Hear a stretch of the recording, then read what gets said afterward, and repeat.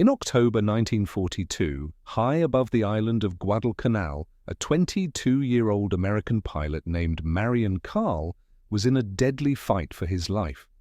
Flying the stubby, rugged Grumman F-4F Wildcat, Carl was locked in a losing battle against a Japanese Mitsubishi A6M0, a plane that defied expectations.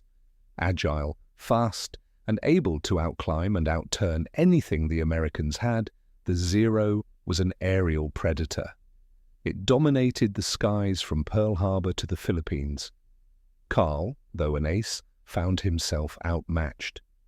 As his cockpit exploded with cannon fire and he bailed out into shark-infested waters, it was clear the United States was losing the air war over the Pacific.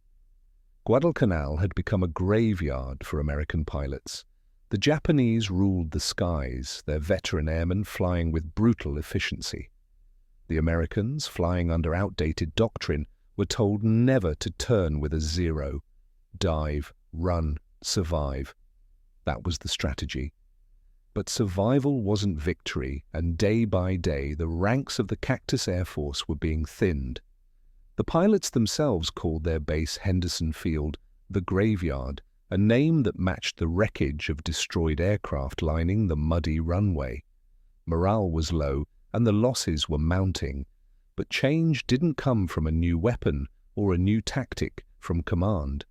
It came in the form of a 27-year-old farmer from South Dakota named Joe Foss. He wasn't supposed to be there. At 26, he had been told he was too old for combat flying. The Navy offered him a job as an instructor, training younger men for a war he couldn't fight himself. But Joe Foss didn't take no for an answer. He found a loophole, joined the Marine Corps Reserve, and relentlessly pushed for a combat posting. His persistence paid off. And so in October 1942, just as Carl was recovering from his wounds, Foss landed on the blood-stained airstrip of Henderson Field. Foss wasn't a typical pilot. He wasn't born in a military family or raised in the tradition of war. He was a farmer's son, raised in the dusty, wind-blown plains of South Dakota during the Great Depression. Foss learned survival the hard way. He and his father hunted jackrabbits to feed the family. His father had only one rule: don't waste shells. Foss learned deflection shooting, hitting a moving target by aiming where it would be, not where it was. This skill, born in the dirt fields of the Midwest, would become the invisible weapon he carried into combat. Despite his age and unorthodox background, Foss quickly earned a place in the battered squadron at Guadalcanal. The men around him were exhausted, ghosts in flight suits hardened by loss.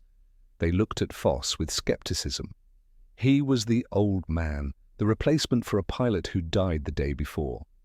And his aircraft? The same Wildcat Marion Carl had nearly died in. Slow, heavy, and underpowered, it was no match for the sleek Japanese Zeros. The doctrine handed down from the mainland was clear: never turn, never engage in a dogfight, just dive, shoot, and run. But Foss knew better. He remembered the jackrabbits. He remembered how to lead a target, not follow it. When he climbed into his Wildcat for his first mission, he wasn't flying by the manual, he was flying by instinct. And on his very first patrol, Foss was nearly shot down. He obeyed doctrine, dove away, and lived.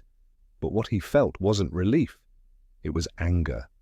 The strategy wasn't working. It was survival, not victory. And Joe Foss hadn't come to Guadalcanal to survive. He had come to hunt. Just days later, on October 13th, Foss's instincts took over. In a chaotic dogfight, he saw a Zero chasing his wingman. The textbook said to flee, but Foss did the opposite. He rolled hard, pulled lead, and fired into empty sky, not where the enemy was, but where it would be. The Zero flew directly into the stream of bullets. It disintegrated. That was Foss's first kill. He hadn't outflown the Zero. He had outthought it. From that moment on, Foss became something different, a leader, a tactician, and soon a legend. He taught his fellow pilots to stop fearing the zero and start predicting it. He told them to aim ahead, to lead their targets until it felt like they'd miss, and then lead even more. His tactics weren't written in any manual. They came from the farmers' fields. The press dubbed his ragtag group Foss's Flying Circus, and on October 16th, they went to war. 8 Wildcats under Foss's command took on 32 enemy planes. It was suicide, but Foss had a plan. He used a new maneuver called the thatch weave, where planes flew in pairs, covering each other. In just 10 minutes, the circus shot down 5 enemy aircraft. They all returned home. In the weeks that followed, Foss's kill count climbed rapidly. 2 more on October 18th, another on the 20th, 3 more on the 25th. By the end of the month, he was the deadliest pilot on the island. But success came with a price.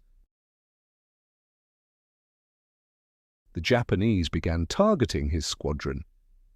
Their veteran pilots, once confident in the superiority of the Zero, were now being hunted themselves. They couldn't understand it. American planes were firing into empty sky, and somehow their comrades were being shot down. Then disaster struck. On November 7th, Foss was ambushed by elite Japanese pilots. He managed to shoot down 2 planes before his Wildcat was torn apart by cannon fire. He bailed out, crashed into the jungle, and was miraculously rescued. Just 2 days later, his plane was shot again, this time forcing him to ditch into shark-infested waters. For hours, he floated, injured and alone, surrounded by circling fins. Only by sheer luck was he rescued by local islanders sent by an Australian coast watcher. Sick, exhausted, and suffering from malaria, Foss was grounded, but he refused to give up. 2 weeks later, he dragged himself from his cot and returned to the sky. On November 30th, he shot down another Zero. He wasn't just a pilot anymore, he was a symbol, and the Japanese knew his name. By January 1943, Joe Foss had 23 confirmed kills, just 3 short of the legendary World War I ace Eddie Rickenbacker. On January 15th, still sick and feverish, Foss took off into one of the largest air battles of the Pacific War. In a single flight, he shot down 3 enemy planes, bringing his total to 26. He had tied, and then broken, the all-time American record. But the island took its toll. Malaria and exhaustion finally grounded Foss for good. He was evacuated on a stretcher, weighing 30 pounds less than when he arrived. Yet the legacy he left behind was greater than any medal. Foss changed the way American pilots fought. He proved that deflection shooting, aggressive tactics, and teamwork could defeat the seemingly invincible Zero. The thatch weave and deflection shooting, once considered fringe ideas, became standard doctrine across the Pacific Fleet. Joe Foss returned home a national hero. He received the Medal of Honor from President Franklin D. Roosevelt. But unlike many wartime legends, Foss never lost his roots. He returned to South Dakota, entered politics, and was elected governor. He later became the first commissioner of the American Football League and remained a respected public figure until his death in 2003. Joe Foss's story is a testament to grit, instinct, and innovation. He wasn't the best trained pilot. He didn't fly the best plane, but he had the heart of a hunter and the eyes of a farmer.